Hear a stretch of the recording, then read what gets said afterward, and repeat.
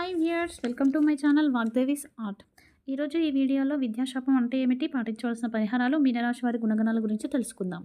ఇక విద్యాశాపం అంటే ఏంటి అంటే, తండ్రి సంపాదన పరుడైండు, బాగా పిల్లల్ని చదివించాలనుకుంటున్నాడు, అనుకున్నా కూడా పిల్లలు బాగా చదవరు.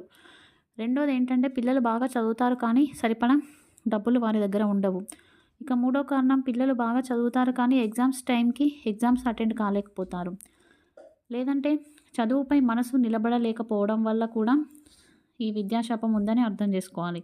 అదేవిధంగా కొంతమంది విపరీతంగా చదువుతూనే ఉంటారు కానీ ఫెయిల్ అయిపోతూ ఉంటారు, రిజల్ట్స్ అనేవి ఉండవు. సో ఇలాంటి వాళ్ళని మనం విద్యాశాపం ఉన్నట్టుగా గుర్తించాలి. వీరు చేసే పరిహారం ఏమీ లేదండి, ఎవరికి వారే చేసుకోవాలి. ఏ స్టూడెంట్స్ ఉన్నారో ఆ స్టూడెంట్స్ అమావాస్య దాటిపోయిన తర్వాత తొలి గురువారం రోజు నుంచి స్టార్ట్ చేసి వరుసగా 5 గురువారాలు గోధుమ పిండిని 5 ముద్దలుగా చేయండి.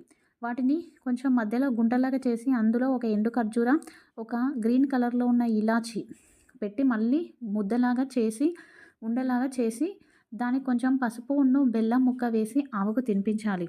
ఈ పరిహారాన్ని పాటించండి, తప్పకుండా సత్ఫలితాలను పొందుతారు. రాశి వారి గుణగణాలు. మీనరాశి వారి సింబల్ ఏంటి అండి, 2 చేపలు, ఒకటి పైనకి వెళ్తున్నట్టు ఒకటి కిందికి వెళ్తున్నట్టుగా ఉంటుంది.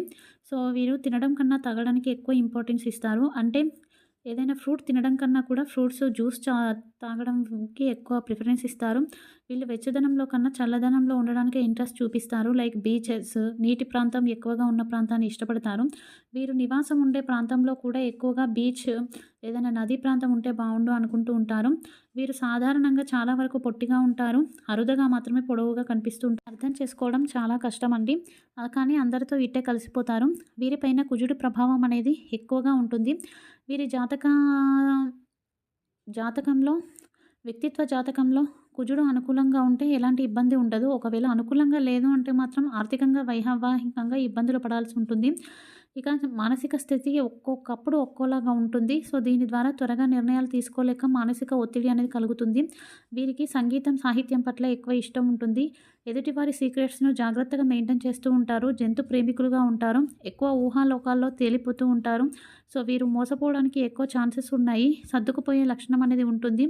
ఇక ఆరోగ్య విషయానికి వస్తే వీళ్ళకి ఎక్కువగా హెల్తీగానే ఉంటారు. ఒకవేళ అనారోగ్యం రావాల్సి వస్తే కాళ్ళకి, గొంతుకు, ఛాతికి సంబంధించిన అనారోగ్యం వస్తుంది.